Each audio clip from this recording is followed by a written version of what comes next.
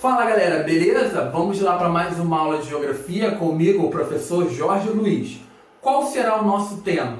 A geopolítica da chamada Guerra Fria. Então galera, tanto os Estados Unidos como a União Soviética buscaram disseminar uma série de ações para ampliar suas zonas de influência. Os Estados Unidos, a partir da mídia, passou a propagar o chamado American Way of Life, ou seja, a propagar o seu modelo de vida. O modelo de vida que é muito baseado justamente no consumo. Morar na sociedade capitalista era morar numa sociedade onde você tinha acesso a diversos produtos. Produtos esses muito vinculados à felicidade.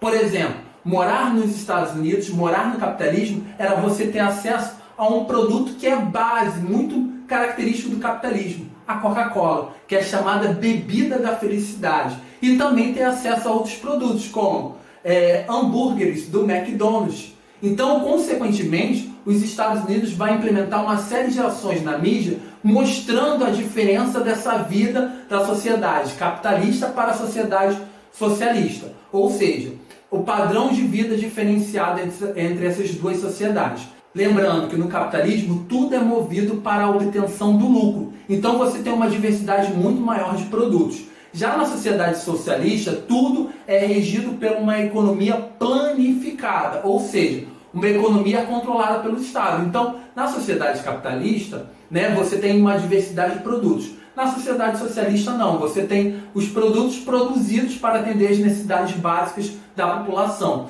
Então, os Estados Unidos buscavam propagar essa diferença de vida a partir da mídia, dos filmes, das propagandas, e também dos outdoors, justamente colocando que quem vivia no capitalismo vivia numa sociedade melhor e eram pessoas mais felizes.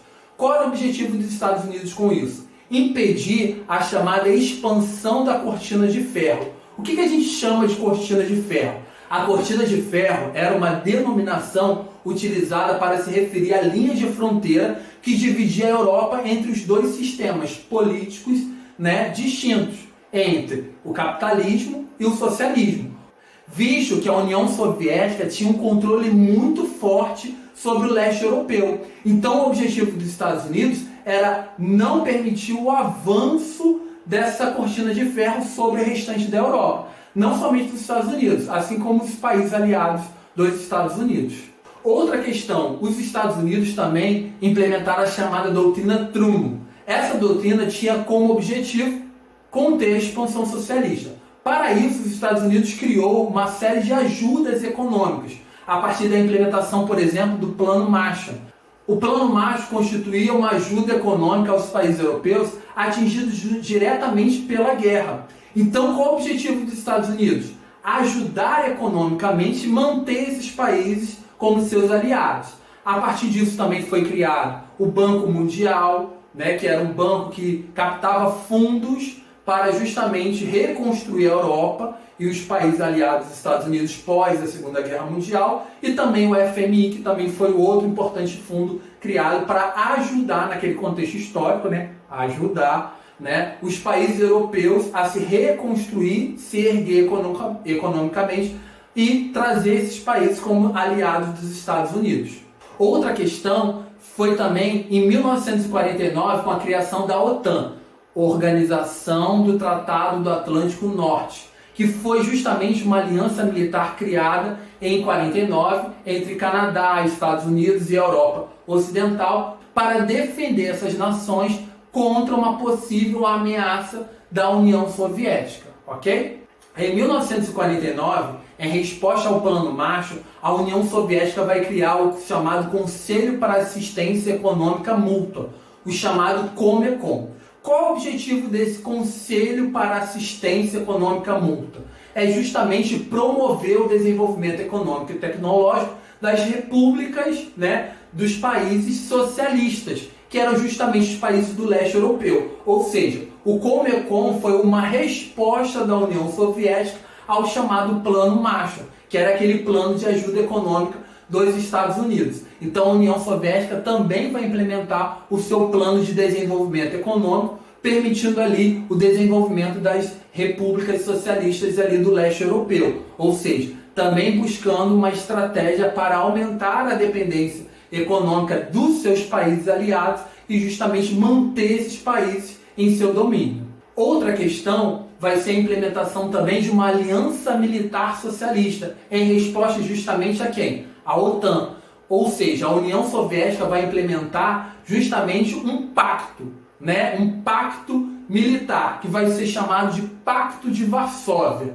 Não esqueçam, o Pacto de Varsóvia constituiu-se uma aliança militar socialista e foi o principal instrumento da União Soviética contra a OTAN, que era justamente liderada pelos Estados Unidos. A União Soviética, né, assim, delimitava sua área de influência contra a área de influência do capitalismo norte-americano. O principal símbolo desse contexto histórico é o chamado Muro de Berlim. O Muro de Berlim ele estabeleceu uma divisão territorial entre a cidade de Berlim, ele foi construído lá em 1961, a mando do governo da República Democrática Alemã, ou seja, a Alemanha Oriental, para impedir a fuga de refugiados para a Europa Ocidental. Então, o Muro de Berlim ele vai, de certa forma, simbolizar essa divisão entre duas grandes áreas de influência. Então, ele vai ser o marco principal desse contexto histórico. Ele vai se tornar o símbolo da divisão ideológica do mundo entre capitalismo e socialismo. Então, ele é o símbolo da divisão do mundo bipolar. Alguns conflitos regionais, como eu falei para vocês, a Guerra Fria não foi uma guerra militar direta entre Estados Unidos e União Soviética. A Guerra Fria foi um conflito político e ideológico. Então, consequentemente, tanto a União Soviética e os Estados Unidos, eles influenciaram em diversos conflitos regionais.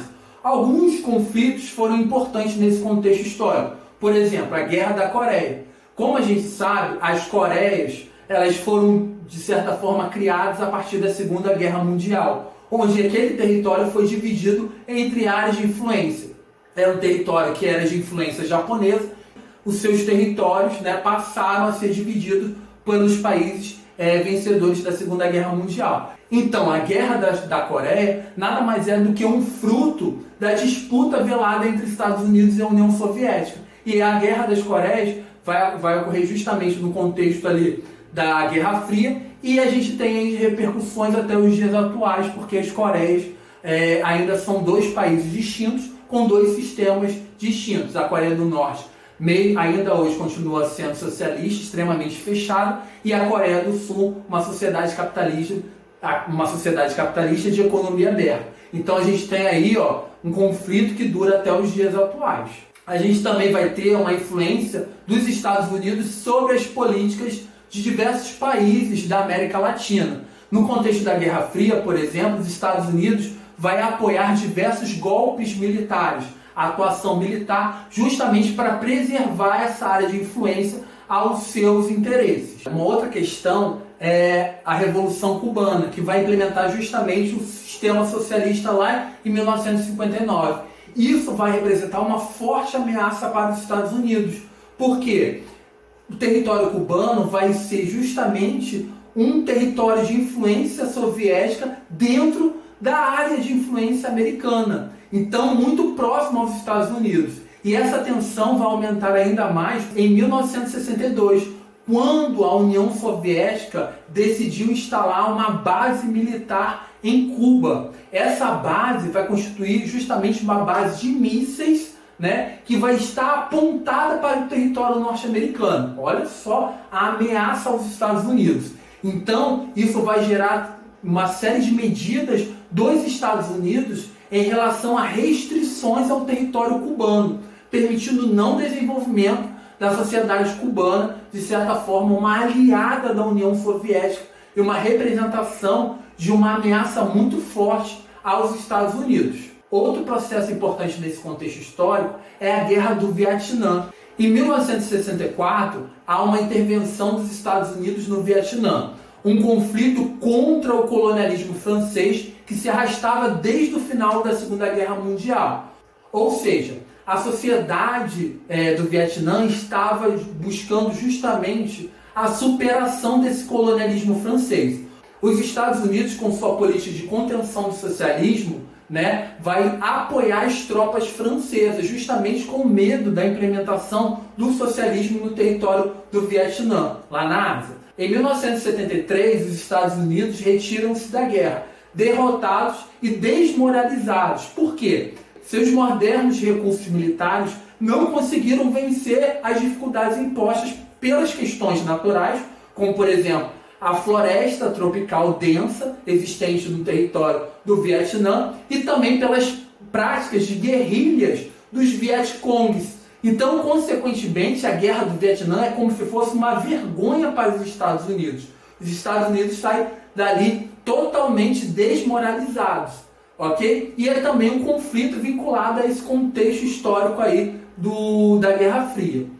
Então, galera, esses conflitos regionais é para a gente ter uma noção inicial da influência tanto que os Estados Unidos como a União Soviética tiveram em diversas questões a nível mundial e também a nível regional. Então, a Guerra Fria ela foi um conflito político-ideológico. Não houve, de certa forma, um ataque militar entre Estados Unidos e União Soviética. Porém, essas duas nações vão patrocinar diversos acontecimentos a nível regional. Então vai ser muito importante a gente ter esse entendimento para a gente até mesmo compreender questões a níveis mundial atual, ok? Outra questão importante para a gente entender que a Guerra Fria também marca um amplo desenvolvimento tecnológico, porque tanto os Estados Unidos como a União Soviética vão buscar expandir principalmente as suas tecnologias de arma. Então eles vão investir muito capital no desenvolvimento dessas novas tecnologias, principalmente de arma, e também vai ser um contexto que vai ser marcado pela corrida espacial. Ou seja, os Estados Unidos mandando o homem à Lua, a União Soviética implementando o primeiro satélite artificial. Então vai ser um contexto de um grande poderio de desenvolvimento tecnológico entre essas duas nações. Esses são alguns assuntos relacionados a esse contexto que a gente vai até estudar mais à frente. Espero que vocês tenham aprendido um pouquinho mais as questões relacionadas ao contexto da Guerra Fria. Obrigado a todos, forte abraço, tamo junto, dá um like aí, valeu!